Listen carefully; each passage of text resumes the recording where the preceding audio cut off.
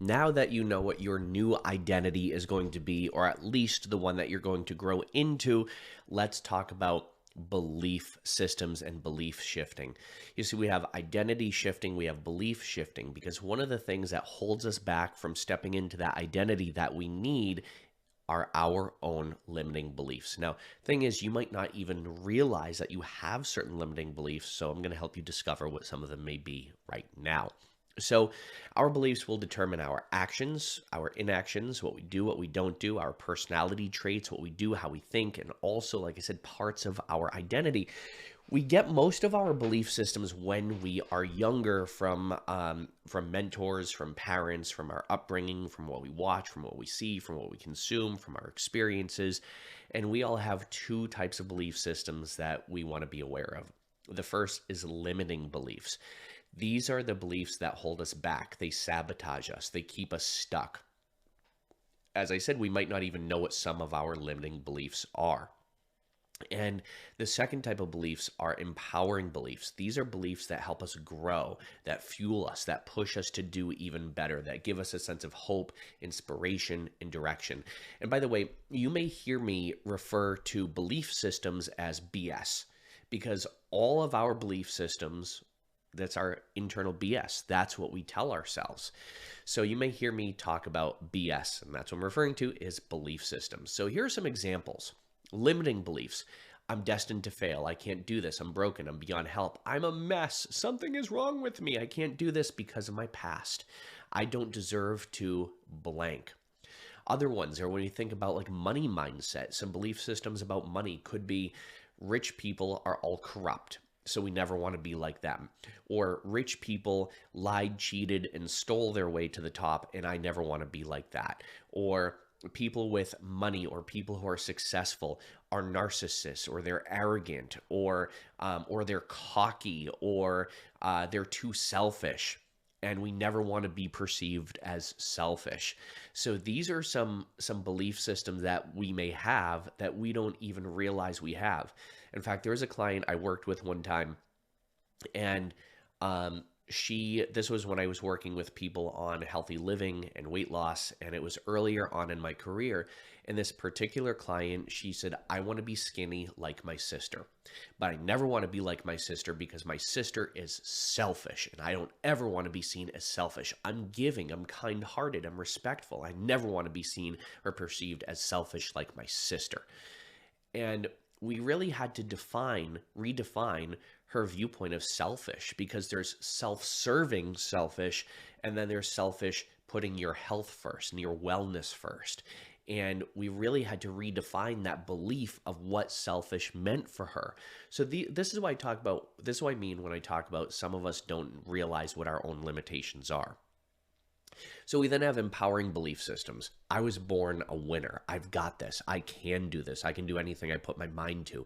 I deserve to XYZ. I deserve better. I deserve more. I'm willing to do the work. I can work through these challenges.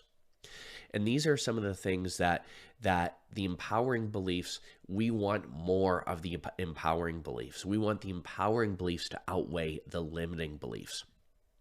We are what we believe. So use the spaces provided to identify some of your limiting beliefs and what some of your empowering beliefs are. So define your limiting beliefs and define your empowering beliefs. See if we can develop more empowering beliefs than limiting ones, because we want our empowering BS to outweigh the limiting BS. So if you have to pause the video, play some soft music, take some time to reflect, get curious, and write this down. And it's really important that you write these things down, because it weighs different. It holds different. It strikes different when you write something down versus when you just type it out. So pause the video if you need to, and we'll jump into the next part. So this is a really important one. Where do our beliefs come from? So this is where not just our beliefs come from, but our programming comes from, where our internal dialogue comes from, where our opinions come from, our convictions. So here it is. The majority of our belief systems come from age, when we're younger. So from birth until about age 7, 8, or 9, we don't have what's called a critical factor. It's still being formed. The critical factor is like our judgment. It's the filter, it's the guard at the gate that determines what gets in and what doesn't.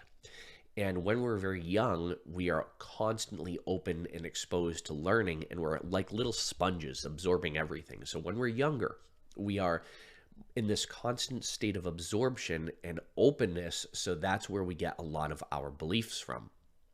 Repetition is another one. Anytime something is repeated over and over and over and over again, whether it be an experience, whether it be a behavior, whether it be something that happened to you or was done to you, whenever that happens over and over and over again, it becomes internalized and it becomes a belief system, and our brain starts to generalize to conserve energy. Our brain says, oh, if this situation was like this, or if this happened in this situation, then it's going to happen in all situations that are similar, even though it's not really going to happen that way, but our brain thinks it is, so it starts feeling that way. That's why people will get certain triggers of anxiety or generalized anxiety. In all generalized anxiety started with a specific thing, but it got generalized out. That's what our brain does.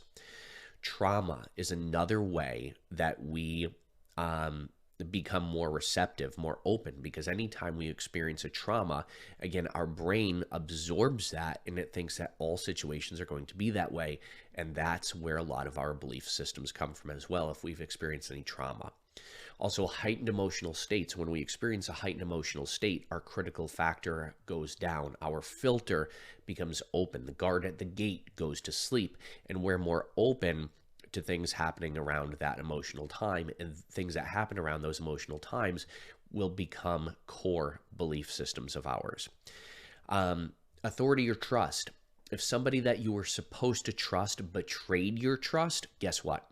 Again, your brain is going to generalize that out, and all of a sudden, trust issues, right? One of my favorite ones is a client I was working through who had problems with authority.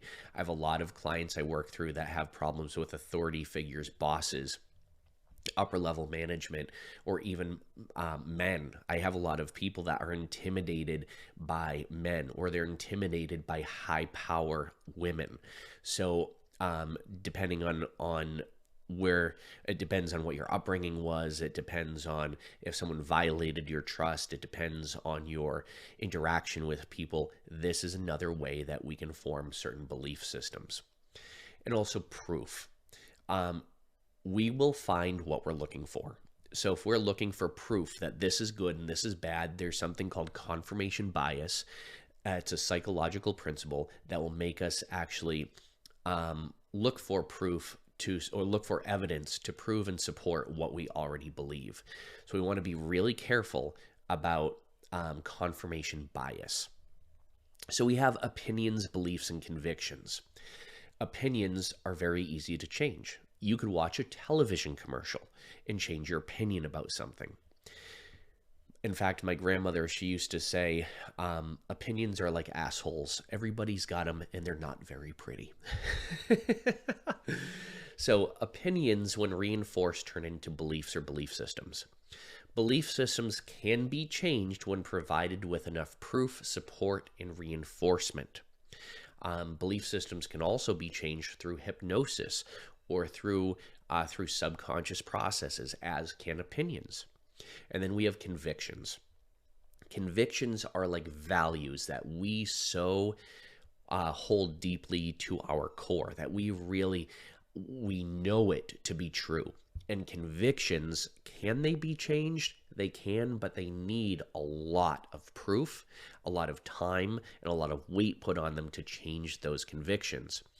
And so opinions, easy to change. Beliefs can be changed, but we need a little bit more of an intervention to change those. And convictions, very difficult to change. We can change them, but it requires time. It requires effort in order to change a conviction. Where did your beliefs come from?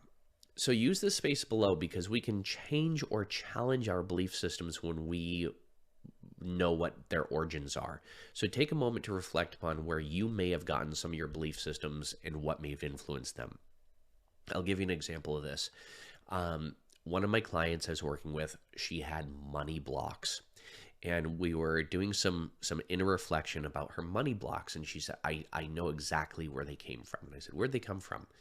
She said they came from when I was younger. She was about 8 years old, and I was watching a documentary with my parents about some of the wealthiest people in the world. And she said, like, one of the people that was featured was Oprah. And she said, I always loved Oprah and I wanted to be like her when I grew up. I always loved Oprah. And they were showcasing some of the very successful, most affluent females as part of this segment. And she said, then my grandmother, whom I loved my grandmother, she said, I absolutely adored my grandmother. My grandmother came in the room and said, oh, all of those rich people, all those people who are wealthy, they're corrupt. They lie, cheat, and steal their way to the top, and they'd sell their grandmother for a buck. And don't ever trust them. You never want to be like any of them. And she said, ever since she told me that, I didn't realize, but that really affected me. That really messed me up. There's another client talking about money blocks. There's another client who in his adult life, he was a coach. And in his adult life, he signed up for this coaching program that taught coaches how to be multimillionaires. And it really messed him up because this coaching program literally brainwashed him to unlearn everything that he learned that he thought was true. And that taught him this is the only way you can make money in the coaching industry. And it was a really toxic way of making money. And it didn't align with his values. It didn't align with his who he wanted to be or what he wanted to do. So it went against his values. It went against his belief systems, and it even went against his identity. And they were telling him, if you don't do things like this, you're wrong. And they literally tried to brainwash him into believing these things. And it got to the point where it really messed him up. And he started to, instead of doing more, he started to retreat and he started to retract. And he started to shrink and he started to get smaller and his business started to get smaller and he started to lose money. And after working with him, I helped him realize that there's more than one way to skin a cat. I hate using that adage, but there's more than one way to do something. There's more than one way to make money in a way that serves you. There's more than one way to help somebody in a way that serves you, in a way that's congruent with your values.